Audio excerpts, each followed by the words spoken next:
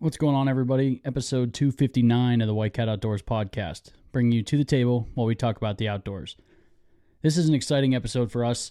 My dad is joining us back in the studio for the first time in a couple years, probably, and he just killed his biggest buck to date and also the number one hit list buck on our farm. So it was a pretty cool experience for him and for me and Tom especially, just to see our dad, who taught us everything we know about hunting in the outdoors, to get it done on such a big deer. And the farm that I'm talking about, we covered a little bit in this episode, but it's been in our family for a really long time, through 3 generations, and it's just a really cool, bring it full circle. So we're really excited to share this episode with you guys, and we hope you really enjoy it. So without further ado, I'm going to quit rambling. Let's get tuned in to this week's episode. I pull up my bow, and then I look dead at his antlers. I got out of the truck, and when I slammed the door, I heard gobbles all around me. Let's see it. Alaska, moose, spot and stalk. That is the bucket list. I agree.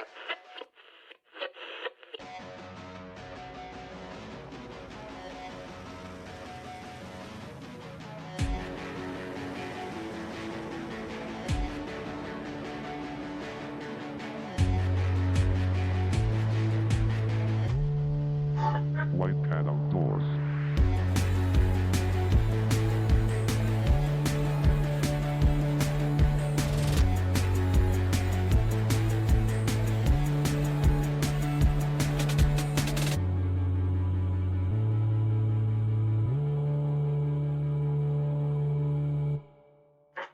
White Cat Outdoors. What's going on, everybody? Welcome to the table. We're happy to have you all here. We're going to talk about the outdoors tonight. This is White hanging out in the studio. We got a packed studio tonight. What's going on? I'm Nick. Tom here. This is Austin. A special guest, Todd. Yeah. It's been a minute since you've been in the studio with us. Yeah, maybe Father's Day special or something. It's been a while. That's way It's back. been a couple years. It's been a long time. I think the last time you podcasted was when we were at White's parents' house. Yeah. Yes. So For those of you that don't know, Todd is mine and Nick's dad. Mhm. yeah, I guess probably should. Yeah, it's been a while since you've been on. Might as well reintroduce exactly We've what actually- the relationship is. So I was looking. Apparently, Spotify does like that rap for creators as well. Does what? Like the Spotify rap, where it shows like most listened music and okay. podcasts and stuff. It does it for creators as well. Oh, yeah? And we gained a lot of new listeners. Like I think it was over 500% from 23 to 24 on Spotify. Wow. So it's very pertinent that there's people that probably didn't know that you were our dad. Okay. So, Yeah. A lot of new listeners. The man, the myth, the legend himself. yeah. Taught me and Tom just about everything we know. So, but we didn't have you on for just good old fun. We got a big old buck story to talk about tonight, don't We'll we? get to that a little bit later. Yeah. So we were talking a little bit before the podcast and wanted to kind of back up a little bit here, tell a story Tom's like Tom favorite does. way to tell a story. And this story plays into you as well. Good. But this buck story starts on a piece of property, a farm that's been in our family for a long time, 3 generations. So if you and Tom want to maybe give the backstory of this property, how it became part of our family, and kind of the progression up to this point. Yeah, I'm not sure exactly when. It had to be late 80s, early 90s when it was my dad's brother, my Uncle John, my godfather, bought this property in down in Cambridge Springs area. And Giving away our hot spot. well, we'll leave it at that. But 55 acres, and he had it for quite a few years, 20 years maybe. And over the years, just planted a tremendous amount of oak trees and apple trees and pine trees. And What's that real thick stuff they planted in there too? There was the no, that what Grandpa likes that. What's that That called? was naturally there. I either way, Those European alders. yeah. Yeah, those were there. Well, they just separated them, and yeah, They relocated them because they were getting too thick in one spot and had to Yeah. tried to thin it out. But you can't get rid of them. They're pretty. Yeah, I tell you what, the bucks love to rub them. Yeah. They're just, I don't, and like they said, they spread like wildfire. Mm-hmm. We should plant some of those. We should make sure we have some. Transplants. So. Yeah, up at the headquarters, because there's something else. Mm-hmm. Yeah, I mean, they're kind of like red brushy. I mean, because we don't have anything like up in Alaska. There's alders everywhere up there, and they're a different kind of alder, but they're sort of like red brush, but they're a lot taller. And like you said, anytime there's like a lot of little shoots off of stuff like red brush or alders, the deer just rub the shit out of them. Yeah, and if you break one, like 4 more shoots grow out of that break. Yeah, it's not like you got an oak tree that they're gonna rub when it's the size of your thumb and destroy it, kill it, and you got to plant another one. But yeah, I mean, I remember early 2000s when Tom and I were, pre-hunting age, helping, or I don't know if we were helping, but we were there, hanging tree stands with you guys. Cutting firewood. He had it logged a time or two, so there was always some firewood that needed cut and trail maintenance. And yeah, you guys were out there helping quite a bit. Yeah, I don't know if it was help, but we were there. I bet you had a good time. Oh, I mean, that had to have been at least 20 years ago, and I still remember it. And we were talking earlier, and stuff that I remember is like core memories of out there. My dad was like, I don't recall that. But Tom, do you recall when we set the car alarm off on Dad's truck while they were hanging the stand at Dawn's? Or no, is that just me? I don't know if I was there for that one. Oh, either way, a lot of memories on this property. I got my first buck and my first gobbler on that farm. Very nice. I got my first long beard. I remember Nick sitting with me and got his first long beard out there. Yeah. I think it was a little competition between Tom and my dad. Tom's grandfather were in a stand, and Nick and I were probably 100 yards away, and the gobbler was going off. So it was just a matter of which call this gobbler wanted to go to. So yeah, game was on, and who was the better caller? 45 minutes later, Nick was throwing lead. So that was my first turkey I ever stopped with a mat. And the only one. That's hilarious. Everybody laughs when I tell them that story, but my dad backs me up and says that turkey did stop. he stopped dead in his tracks and looked right at us, and then they, how a typical turkey will kind of flop a little bit, the wings will flap. So Nick was getting really nervous, so he wanted to throw a couple more rounds into him, just to be safe. Well, I shot a second time. And you're like, whoa. Well, I was getting ready for a third. Your shotgun holds 3 shells. Right. I threw the first one. He's flopping. Shoot a second time. He's still flopping. I mean, he was dead, but he was just wings were still going. His head hadn't left the ground. So I shoot a second time, and I pull up. I'm getting ready to shoot again. And my dad, he's like, "Oh, Nick, he's good. You don't have to worry about it." You really let him have it. He's good. So, we went up, got to that one. Tom and my grandpa came right over, and it was a big celebration. I feel a little bit bad stealing it from my little brother, but not enough I'd do it again. You have done it again. Yeah, that's true. Been doing it his whole life. First and only long beard you've cut off from me, but yeah. Sometimes you just gotta shoot them while they're there. I was just remembering, thinking back, I killed my first 20-plus inch whitetail out there. Yeah. That's a big wide 7-point. I don't know. That farm, for whatever reason, has always had with genetic. Yeah. Yeah, so much that your Uncle John killed a couple that were over like 21 inches wide. Yeah. My dad and Uncle John started what they called the 20-inch club because there was enough deer that got killed up there. I think 21 that was inch. actually the 21-inch club. Yeah, you got to break over 20. Yeah. But just kind of a little fun family deal out there because, like Tom said, there's always been wide bucks running around out there. But Uncle John, after 30 years or whatever, decided he was moving to Florida full time and wasn't going to be using the property and was discussing selling it. Kind of the opportunity came up, and I was in a position where it was possible, and he kind of made me an offer we couldn't really refuse. So it worked out pretty good, and I had it for maybe 5 years. Probably. That sounds about right. And then Tom got married and was thinking about starting a family, and it just kind of, he fell in love with that property, if I'm not mistaken. Oh, and yeah. I mean, I've always loved that property. he kind of hinted for years that at some point that sure would be nice. And Well, I know, like, when my Uncle John was getting ready to sell it, my grandpa came up to me and Nick and was like, hey, you guys should buy this property. I'm like, I'm working at the university. Yeah, you were for 17 years old. $7.25 an hour. I'm like, I would love to buy this property, but Yeah, we're Minimum wage ain't cutting it.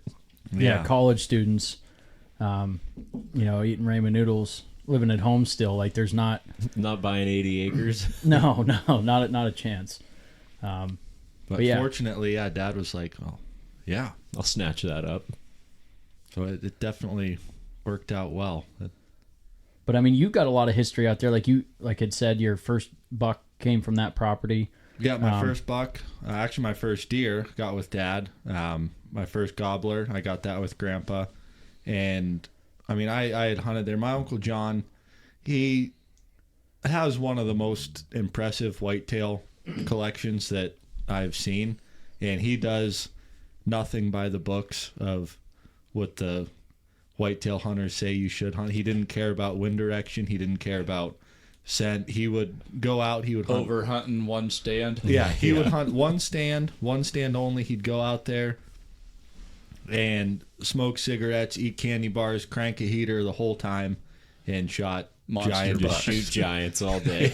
Well, and he was killing giants back when there was no antler restriction here in PA. So like he was killing big bucks when There weren't big bucks. when a 14-inch wide 8 would win the buck pool, he was killing like 21-inch 10s. I mean, yeah, his 1 8-point wasn't that? It was like almost 140. It was 24 inches wide, just that wicked 1 heavy. 8, that was That was very insane. impressive. But And his stand they call the fire tower because it's always about smoking. 30 feet high. Well, it looks like the typical fire tower, but he said no. It says I'm always firing my gun out of it. So that's why he named it the fire tower. Yeah, and he had stands all over that property, but he only hunted that one, and all the other stands were just for other people he let hunt. Mm-hmm. He was always he was probably one of the, like, as a guy that enjoys hunting, that guy was the most inclusive for his buddies and family to come out and hunt. I mean, there was Just wanted to see other people in Absolutely. the woods and Every- shooting stuff. anyone in the family was welcome to be out there. His friends were welcome to be out there.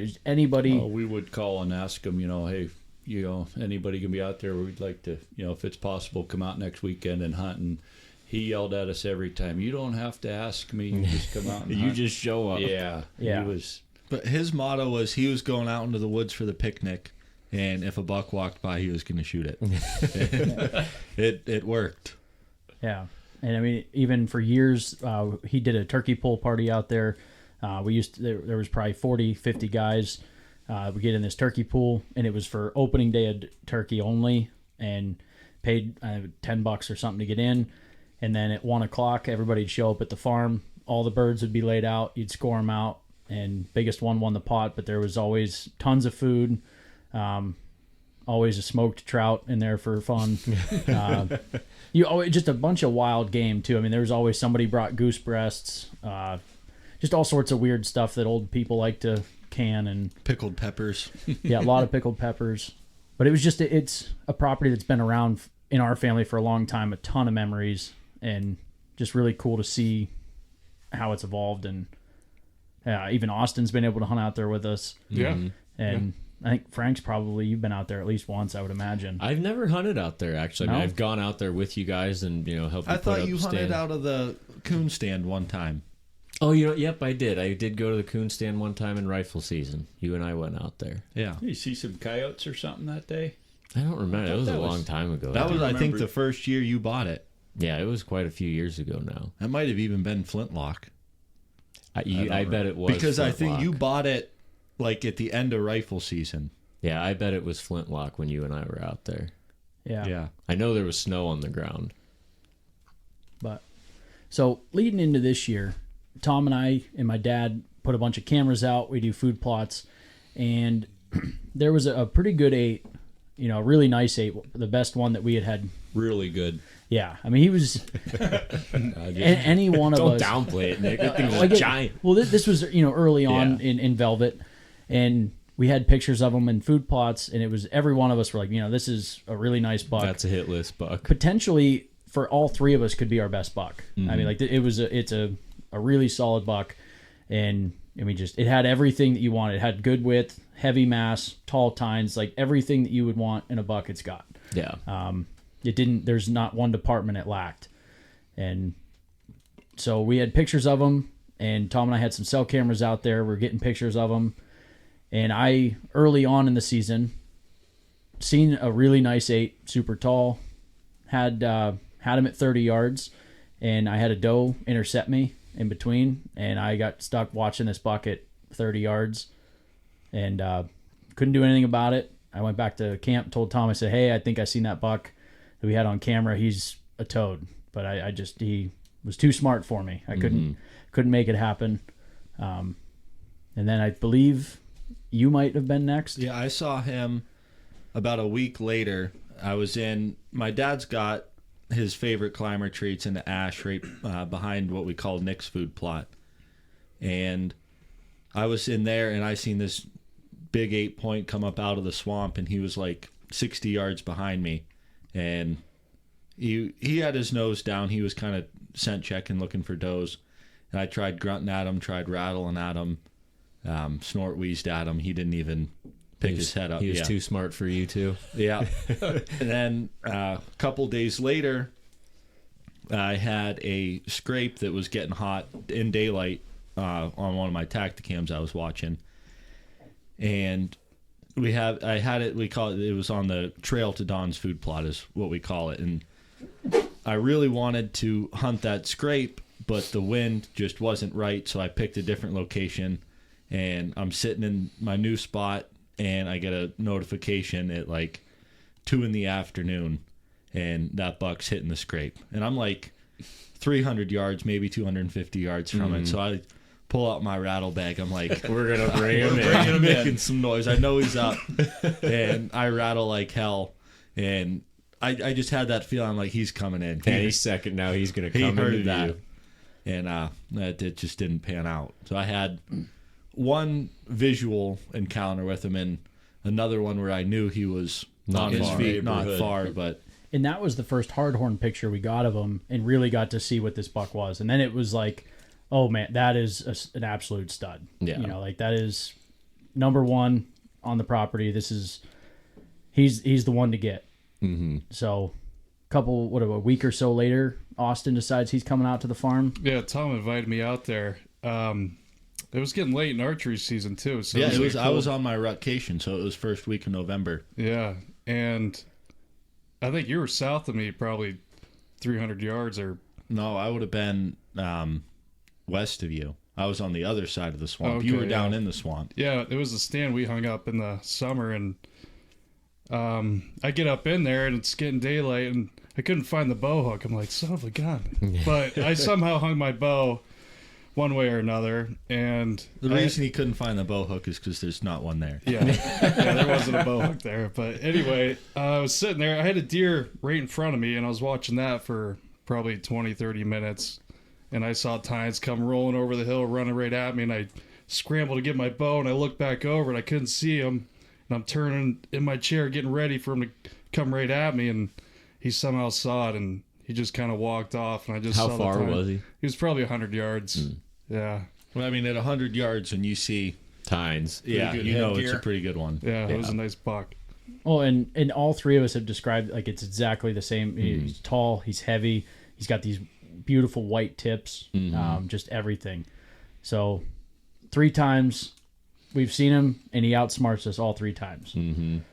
So now bow season's over, gun season comes in, and Dad decides that he's done playing games. Yeah, and I'll let you tell the story from there, from opening day. If that's how it goes, you guys always take care of your dad and put me in the best stand. And there is kind of one. It was actually a stand that they call the swamp stand that's down at the south end of the swamp, and it's just kind of my dad actually picked the location and named it. He built that stand years before us. So, and I guess, yeah, a little bit of a backstory. This property, and you guys were building stands back before like box blinds were a real thing. Yeah, So they you were hadn't been invented yet. So these are all 2x4s.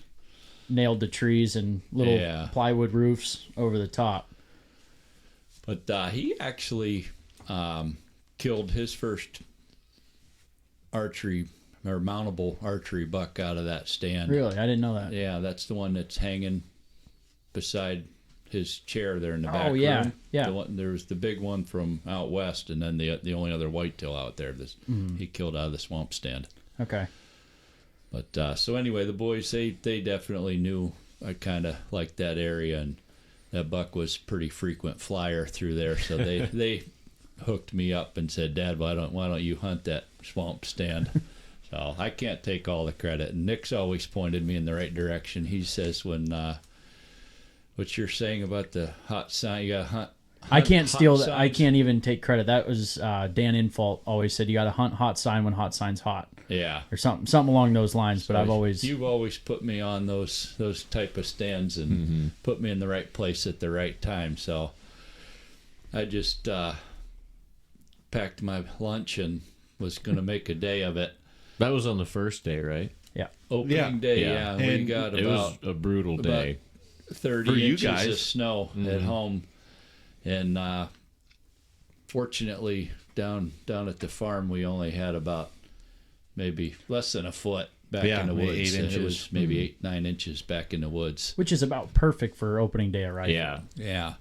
So we got set in nice and early. I think we had a few celebratory barn or beers out in the barn at Nick's house the night before Friday.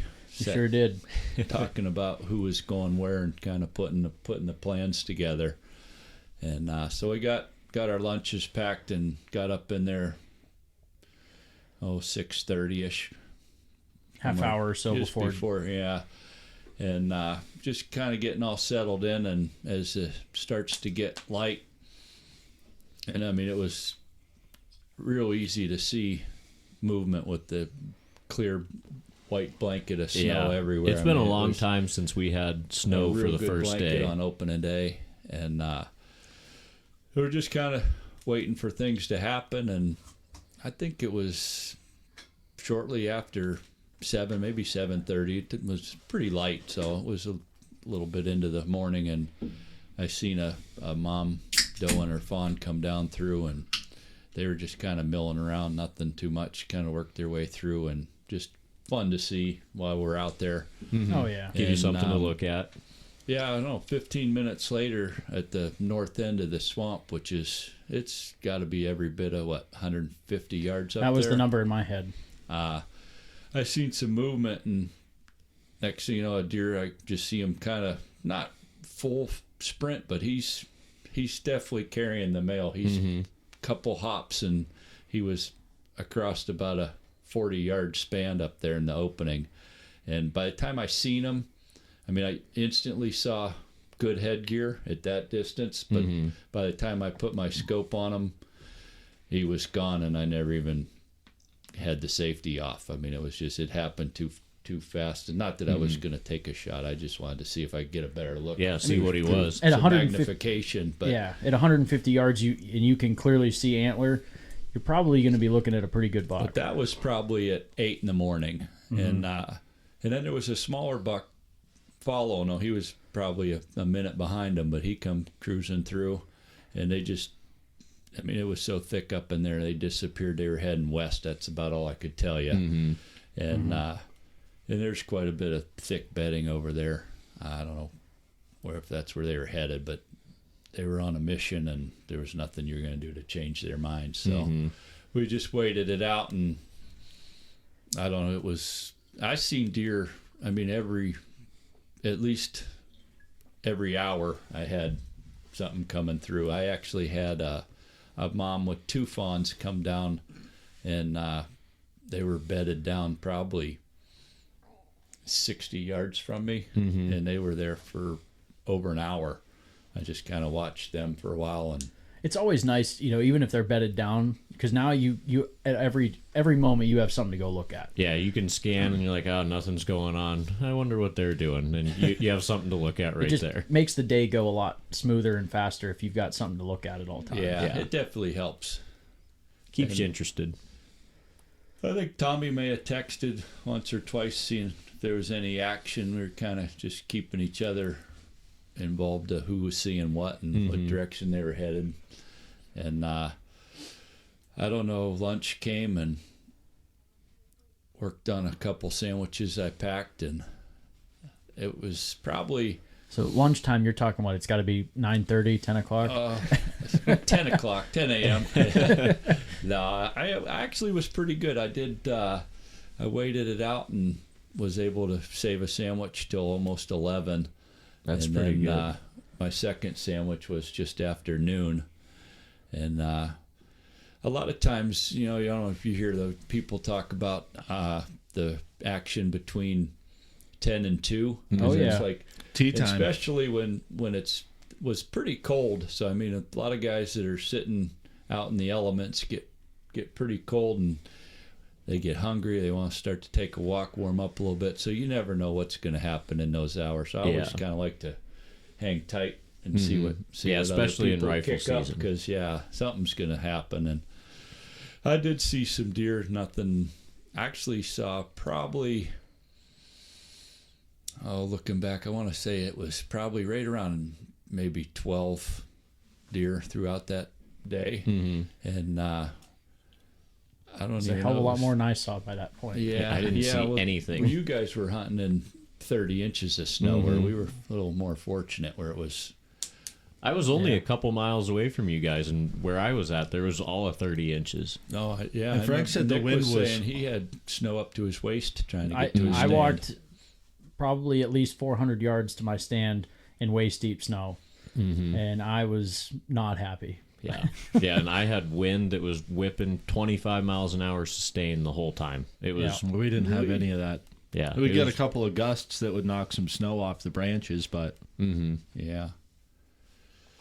So I don't know where we're at. I guess finishing up lunch and just kind of waiting things out. And I don't remember. Did you relocate, or were you still? no, I holding was tight? still in the same spot. Okay. Which was probably about 300 yards north of me. Yeah. Yeah, that's about right. I helped Tom hang that stand the day Yeah. before. And actually, we had invited my brother-in-law Mark out to the farm with us. Yep. And he was hunting Uncle John's fire tower, right? Yeah. And ended up, what was it, about 2 o'clock or so? Yeah. I Yeah. can't Probably remember. about 2:00. I heard a big bang over towards the fire tower, and it was Mark. He ended up he shot a doe. just shaking the woods up a little bit for you. Yeah. Getting things moving. Letting us know there's still stuff going on out there, and we just they kind of text back and forth, but he was pretty content just to take care of things on his own and let us finish out our hunt. And Yeah. so that kind of shook things up for a little bit. It kind of calmed my spot down for a little while. I didn't really see much, and then I guess it was about 4 o'clock out of the western thick woods there. I started catching a glimpse of some movement about 80 yards up. It was pretty thick, so you can't see. Yeah, they a logged whole over there, lot. so it's just a mess. And out of nowhere, this elusive 8-point that we'd been seeing decided to try to creep down the hill and cross the south end of the swamp. And I was kind of watching them, and I was about 90% sure this was the guy we had seen and were after. And he started coming. He was kind of walking straight towards me, and it was pretty thick. And How far was he when you first saw him? about 80 yards, I would say. And he was kind of working directly kind of straight down towards me. And I actually had a chance to get the scope on him, and got a pretty good look at him, and I made a "Oh, yeah." pretty easy decision that if he gives me the opportunity, I think I'm gonna try to take this one. And I kind of had the crosshairs right on his brisket in his chest there, and I'm thinking, I hate that shot. That's just no good. Plus, it's thick, and he's coming straight at me. The wind's hitting me in the face. I mean, everything. You got all couldn't be all better. kinds of So time. I kind of told myself, let's just let this play out and see what happens. And so he continued to come on down the hill and kind of broke to his left, which is coming out in front of me, crossing the south end of the swamp, which he was probably at this point maybe 60 yards out. And there was looked kind of like one of them European alders, just a big kind of shrubby bush down at the bottom by the creek bed there. And sure enough, he stops directly behind it, you know. And Of course. all he has to do is take a couple steps out, and he's a chip shot, 60 yards. And I just was playing it over in my head. I know, how many times have you seen him just rotate and walk dead straight away, and you never even hardly see him again. And but So you're trying to find definitely. Were you considering just trying to? Sneak one through the brush? I do hunt with a 7mm, so the thought may have crossed my mind, but no. Like I said, I mean, everything condition wise was in my favor, and he wasn't spooked, he wasn't acting funny, he just was in no hurry. I don't know if he was checking really his nose. He never was really put his nose up in the air, but he just, for whatever reason, just kind of hung out behind that brush. And Well, them older bucks, everything's calculated. Every movement is for a reason. So he's probably just hanging out where he had a little cover, thinking, "All right, what's my the next next move move?" here?" Kind of just analyzing and so I guess he analyzed that the coast was clear and it was time to sneak across that south end. And Biggest mistake of his yeah, life. he didn't make it more than 2 steps out from behind there, and it Well, you was said wide open. didn't you say he kind of started to work straight away before he cut broadside? No, he kind of come down. He started coming down. He did cut kind of broadside from me, but it's pretty thick, and he ended up stopping where it was the most thick, and he only had to take a few more steps to clear it. And like I said, he wasn't acting funny, wasn't acting spooked, or so I just kind of played it out and was hoping for the best. And he definitely made the mistake and started to sneak his way out. And once he was out in the open, I just snuck one behind the front shoulder and squeezed it off. And he spun around and ran right back the way he came, and I could see him kind of go up through the thick, and then I sure would have bet $1 million I seen him kind of flop over, but I couldn't see him through the scope or anything. And by then my phone's already Blowing up. dinging. So Tommy, I think it was Tommy. I don't even remember if you just asked if was that you or Yeah, I knew it was either you or Uncle Mark. yeah. I texted both you and Uncle Mark and said, "Was that you?" And I texted Uncle Mark, said, "Was that you?" And Uncle Mark was the first one to respond and said, "No, it wasn't me." Then at that point, I knew it was my dad. Yeah, so I think I texted back that said, "Yeah, I did shoot." And I said, "I think he went down." And this was right about 4:00 in the afternoon, and like I said, it was pretty cold and snowing. About 17 degrees. Yeah, so Tom's immediately He's already at your He was already at the bottom of well, your I'm tree. cold. I'll come down and help you. I said, all right, sounds good. So I put my stuff together and climbed down, and I didn't even go down to where I actually shot, because I just went up the hill where I last seen him going up the hill, and by the time I got halfway there, I could see some blood in the snow. It was pretty easy to see in pure white snow. Yeah. And yeah, he was just laying. He probably went about maybe 60 yards back up the hill, and Just a little death run. yeah, it was definitely a double lung. And later, after we field dressed him and got everything out, we realized that top part of his heart was missing. So it was a pretty lethal shot. I'm Usually surprised they he don't go too far. went that far, but Tom hooked me up with some nice pictures out in the woods, and the best part was he went and got the truck, and I drug it out about 50 yards from where he died, and then by the time I was that far, I was pretty well winded, and Tom had already came back, and Tom and actually Uncle Mark helped drag him out most of the way. Yeah. They go pretty easy when they have a big rack that two people can hold on to, Yeah. and you got 8 inches of snow to Skate him skate 'em across, across the the top. top. Yeah. And when it's a big buck, it gives you a little extra kick of adrenaline. Oh yeah, you're excited. You're like, let's go. We're ready to go. It's party time now. Yeah. But yeah, I mean, so I got a text by the time you guys got back to the truck, but I was hunting in another county Yeah. at that point. So there was nothing I could do to, meet him. So I just planned to meet him back at the house. And I didn't see shit. My hunt was, Yeah, you and me had the same hunt. It Yeah. was a I long, don't cold know day. Which one of you guys started the picture taking of the?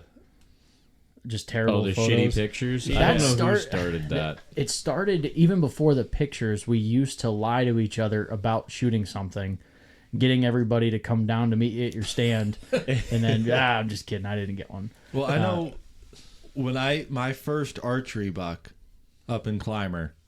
I think Tom's right. I think this is Yeah. what started it. Yeah, because you hunted there, Uncle Todd, the day before. Like, you were there the evening before Tom hunted that stand, and you saw a nice buck. And it was, a nice 8-point. And Tom... That was before we had nice 8 points up there. Yeah. So he went out there the next morning. He's like, I'm going to smoke this thing. And he texts us. He shot, and we go out there, and he's like, oh, I got that buck. And the whole time he had us sold that was the buck that he got. The whole time we're blood trailing this thing. This is Tom's first compound archery deer. So we're tracking this thing, thinking we're walking up on a big old 8, and Lo and behold, We lay eyes on a big old, was it a 3 or a 5? I think it's a 6. If you count, There's some questionable points Yeah. on there. but ever since then, we just fuck with each other. first round of pictures is never going to be anything good. Yeah, it'll just show like the A hoof, a nut the sack. nose with like just a little bit of bone on its head, so at least it's a buck, but you have no idea whether it's Yeah. your Build the picture was suspense. very Yeah. deceiving. So my dad, because of the snow, most of his rack was in the Buried. snow. So my dad takes his picture of like just the top of his head, and all you see is it's just like this tiny. It was his brow tine on the other. on the opposite side, so it looked like a little 1-inch Little spike. spike. Yeah. Man, was a he sent perfect me that picture. picture like as I'm walking over to him, and I look at the photo, and I'm still super pumped, but in my mind, I'm thinking like a 14-inch wide 8-point with 4-inch G2s and 3s, Yeah. just your typical 2-year-old 8. Turns And out. yeah. turned out it's a mature 8 with Tom and I measured the G2s are 10 inches. I mean, just that it's pretty nice. It's a freaking slob. I mean, especially a Pennsylvania whitetail. I mean, that thing's just an absolute beast. It's heavy. I said super tall. G2s were 10 inches tall. I mean, The G3s are really nice too. yeah, It had the one bladed G2. Yeah. that's like my favorite feature on that whole deer. And I'm not really known for shooting symmetrical or 8 points. No. and everything. No, you are not. The one 8-point I did had 5 on one side and 3 on the other. But yeah, everything I seem to shoot is odd points and very Squirrely and unusual. Yeah, so it was pretty neat to Finally my get a first- nice clean first one. big clean 8. Yeah, it was a dandy. yeah. So we celebrated pretty good out in the Oh, barn. we had a couple bush lights at the farm before Yeah. we even headed home. Yeah, and then we actually, you kind of took a little mini tour. We stopped up at Uncle Mark's and had a couple beers there. Yeah, and Tom wanted to help him get the cape off of his dough so it could cool down and he could process. We do a lot of our own processing at home, so yeah. it helps to get the hide off and let that meat cool down and set up. So So then you got it down to the house finally, and then all of a sudden everybody starts pouring in, and just I think for Pennsylvania, that's just what we're known for in Pennsylvania, is just like that camaraderie that comes with hunting, and big buck hanging, and then you send out a text to a few people, and then all of a sudden, every 10 minutes the garage door opens, another person comes walking in. Everybody seems to bring a case of beer with them. It's just that to me, that's what hunting's all about, is that moment right there. And I think I like seeing my dad shoot a big buck more than I like shooting it myself. Oh, yeah, absolutely. I'm the same way. I get even more excited when my dad shoots something. Yeah, I think for Tom and I, pretty much everything we know about hunting started with our dad. And and I think you guys had seen, over the years with me taking you since you guys were probably about 8. We started at 8, and then since they first hunted implemented the mentoring program, which was ideal because you guys. I even went with you before that and would just sit with you. Before I was, I wasn't even mentor hunting. I was just tagging along for the fun. Yeah, but I think they kind of, even once you guys started getting hunting, I kind of put all my hunting aside and kind of really steered it towards helping you guys get involved. Yeah, absolutely. I think you kind of realized that now, and so I think that's what makes it more enjoyable for you to see me. Yeah, because I took 10 years off just to get you rolling. Yeah, exactly. So now being able to see that you can get back to hunting the way you used to, and I've been laying them down lately. You have. You killed a big Turns 8 out with you your can bow. hunt for yourself. You can make old man can still make it happen. Well, Yeah. that and Tom and Nick both moved out, so my venison freezer's empty. So actually, you've past couple of years, you killed one out at the farm this year, and then one at the cabin a couple of years ago. You killed that nice 8 up at the Morrison farm. Yeah, Whitey and I did. Yeah, that was the one at the cabin. That was your first symmetrical buck. That was. Even that one was a little goofy because it had like nub points a little bit, like the brows kind of. That's because he liked to fight a lot and wore them down. Yeah, remember his nose had that big gash in it? Yeah. So yeah, he did have hardly any brows. They were pretty much just wore right down. yeah, but no, that's as good as it gets. And like I said, I'm super happy to see it. I think it was cool the way that whole season went of everybody seeing that buck, having not opportunities but encounters with that buck, and finally the fourth person that had the encounter got it done in the 7mm. Yeah, but yeah, it was just cool from velvet to hard horn on scrapes to encounters, and then to finally see the story come to an end. Which is really cool is some of the trail cam pictures that Tommy sent me of that buck, and I mean it's blatantly obvious. Oh, that one where he's hitting the licking branch and flat blade, yeah. And another thing, I actually did take it to the taxidermist. I'm having it done. The big wide 7-point I killed out there, I had mounted, and I got him with I don't know if it's a left turn. I think he's looking to the right. Yeah, right posture. I guess it'd be a right turn is what they call it. So he's kind of above the fireplace off to the one side. So I'm mounting this buck with the opposite, the left turn. So they're kind of looking. That's going to look really other. nice. So it's two cool bucks that they're both from the same farm. Yeah. Yeah, pretty neat. I'd be interested to see I know we don't get too wrapped up into score or anything, but You think that's my number one? I think he's your number one. He could be. I think he's got all the same mass as your other one, but he's got way more time length. Yeah, I think he scores better than your big 9. He ain't getting any bigger. That's no. He's as big as he's gonna get. See how big he's gonna get next year. No. Yeah. So that was opening day, and couldn't have gone any better, I don't think. No. Well, it No, could have that gone was- better for me and you, but for you, Yeah. Uncle Todd, that's you No, can't ask for any I'm more. still pretty excited over that whole ordeal. Yeah, I mean, honestly, even Actually, it's- and so I went out. I still had a doe tag. Tom Oh, took that's me right. back out to the farm. Oh, the following Saturday, or Mm-hmm. the first. Well, I guess it's the second Saturday now that our opening day's a Saturday. Mm-hmm. But, yeah, So I filled my PA tags with a doe. that's the first doe I think you've shot since the one you mounted. Well, he shot one with me when I was probably 6 or 7 up that- in Clymer. Was that before or after his mounted one? All That the was way bef- after. Yeah, Oh, is it?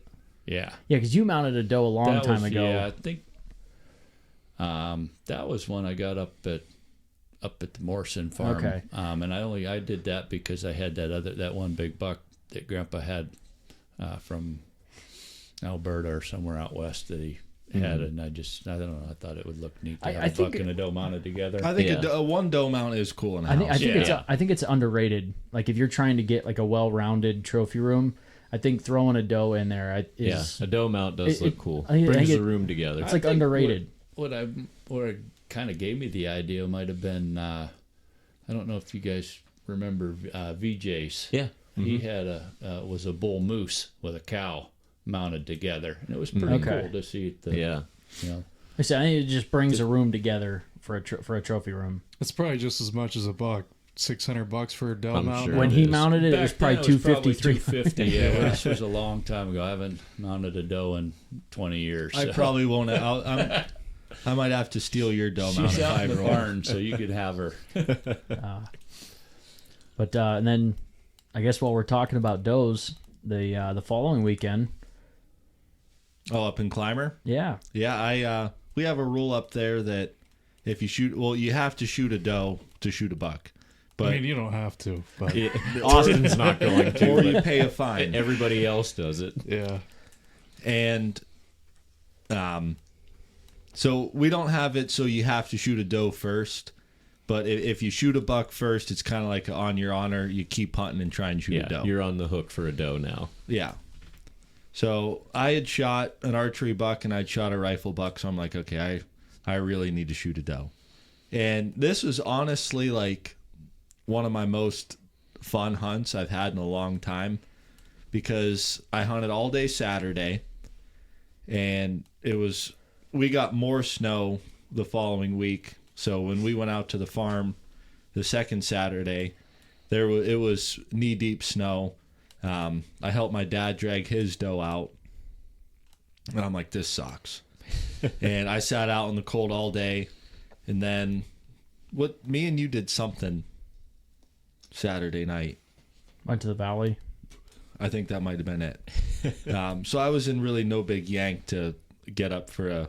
Yeah, a we mo- did go to the valley. Yeah, I was not really feeling a morning hunt.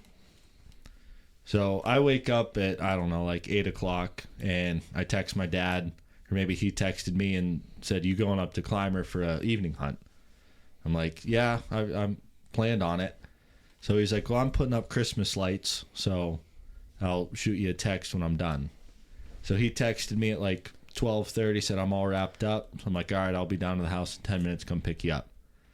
So I went, picked him up. We drove up to the French Creek Tavern and got a couple Bush Light Pounders and burgers for lunch.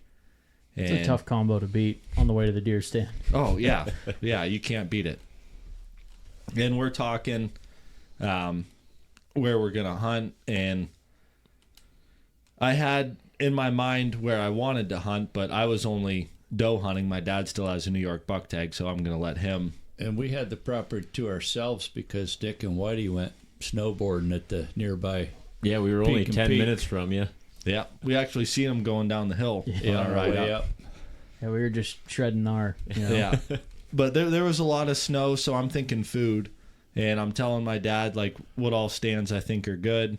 And in my mind, I'm like, well, if he doesn't pick Frank's food plot, that's where I'm going. Mm-hmm. And he's like, I think I'm going to go to Frank's food plot. I'm like, all right, well, I'm going to go to my ladder stand at the point in the big field so I can shoot the whole field. And I mainly wanted to hunt Frank so I could text Whitey and let him know what he missed Yeah. while he was out skiing, but it didn't pan out for me. What's nice Actually, about that stand is it's probably only 100 yards off the road. And it's a nice, easy trail to walk into. Yeah. So And we had it was knee-deep over snow. knee-deep. Yeah. And it was like that snow where it had kind of like crusted on the top. So like you step into it break and through. then you put a little weight down and you go down another 20 inches. It's really nice. And then you got to lift your leg all the way back up out and crunch through Your again. toe catches on the ice on the way back up. Yeah, it's nice. Yeah, it's good snow. Nice and stealthy getting in. Yeah. So I go to my ladder stand at the point, and what time did we get on stand? Like 2 o'clock? Yeah, Little at 2:30. Yeah. 2:30. And I'm sitting there, and this fox comes out, and it's like 200 yards away from me, kind of up towards the road. And I'm looking at this thing. I'm like, I could probably take a crack. It's like 200 yards away. You And can I'm hit like, this soup can while it's moving at 200 yards. Well, it was just monkeying around. It would sit there for a while. I'm You like, said it was mousing or something, didn't you? yeah, it was. I would see it jump up and kind of like dive bomb down into the That's snow. cool to watch. Yeah, it was cool to watch. I was having fun watching him, and I'm like, if he gets into 100 yards, I'm gonna smoke him. And he's out there monkeying around, and I hear this truck coming down the road. I think it was the FedEx delivery. I think it might have been that FedEx truck. And as soon as I hear this truck coming down the road, that fox like sinks down into the snow. He did not Just like that. flattened out and Yeah. went into hide mode. It's kind of neat seeing animals react. How they, yeah. And the truck drove by, and I'm sitting there waiting for this fox to pop back up. It never did. I don't know where it went. And I waited for him to pop back up for 4 or 5 minutes, and he never did. So I'm like, I know he's right there, but I'm not gonna sit here and stare at that spot, wait for this fox to pop up. I gotta keep my head on a swivel. And I had this tree behind me, and every time the wind would blow, snow would fall off the limbs, and I'd hear the snow hit the ground. And every time I'd look, That just could be movement back yeah, there. and I'd look and nothing. And one time I heard it, I'm like, I gotta look. Yeah. You get to the point where you're like, I'm not looking, and you're like, now you gotta look. So I look, and there's 2 doe out there. I'm like, oh, perfect. And they're down in the L-shaped food plot. And in that stand,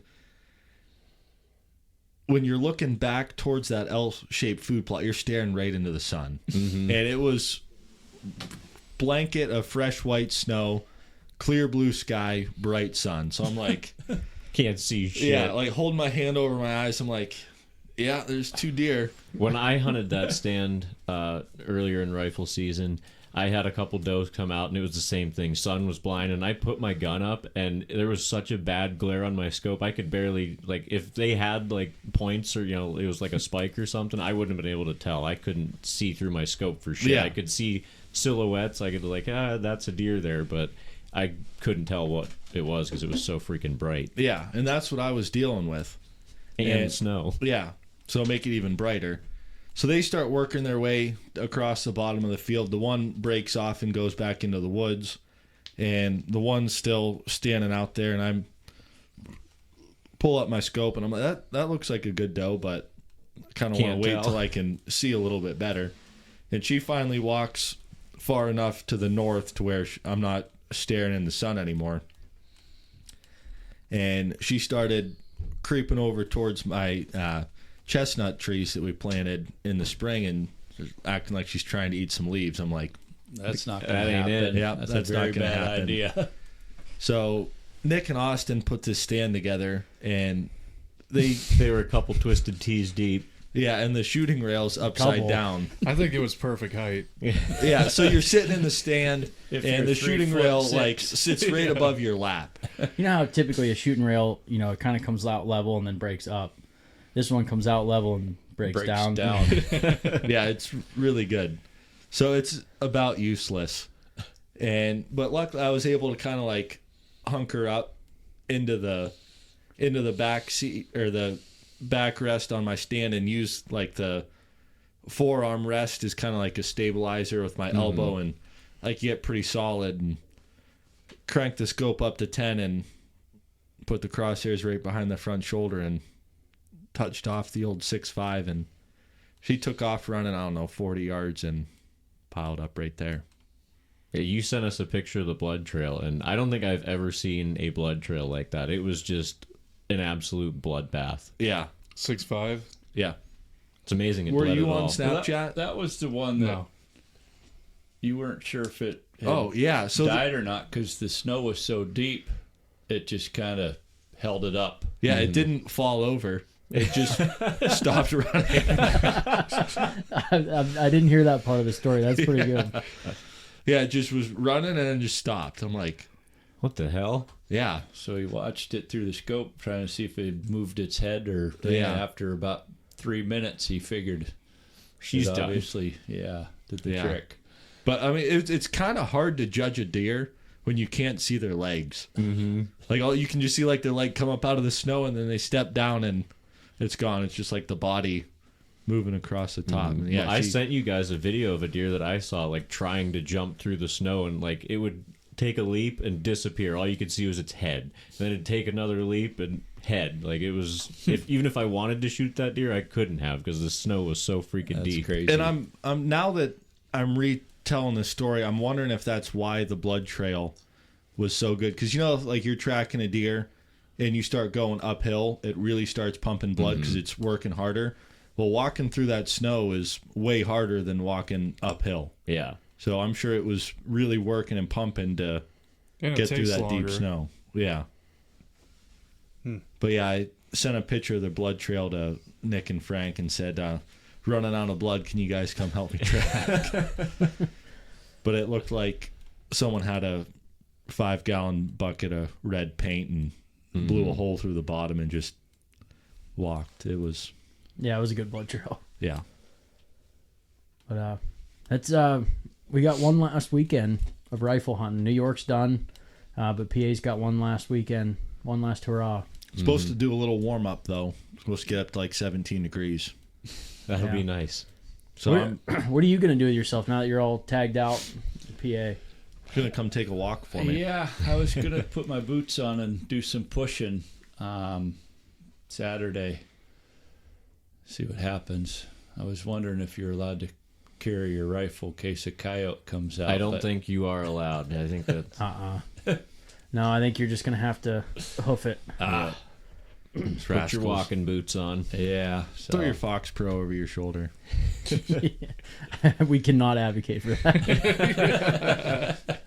But no, it's been a great season so far, and we still have late season to go, and but that's just why we do it. Yeah, we still have I a few might buck to do tags at some the table. muzzleloader hunting up in New York, I guess, because I'm all tagged out in PA. Yeah, you got It's an been inline a now, long don't you? time since I tagged out anywhere. So You've we got you an inline for Christmas a couple years ago, yes, didn't absolutely.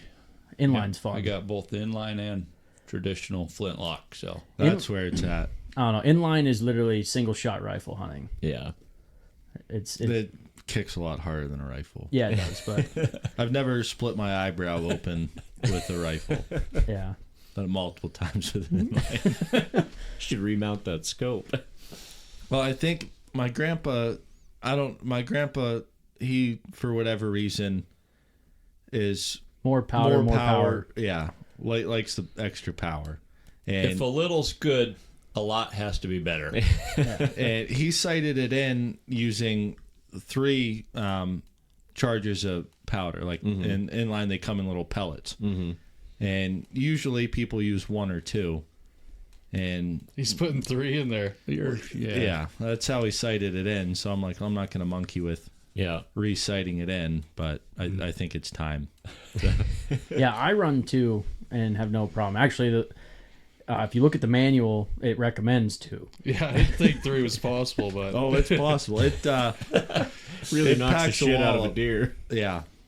That's kind of like hand loading your 12 gauge shells for trap shooting and Accidentally. get lost where you're at and dump an extra charge of powder in your shell. Yeah, you send that one out the end of the barrel, you're like, whoa. Well, That one every was It a little gets hot. everybody's attention. Yeah. that, and usually if you've got a break open, it locks it up, and you're sitting there like hitting your shotgun over your knee trying to get it to break open.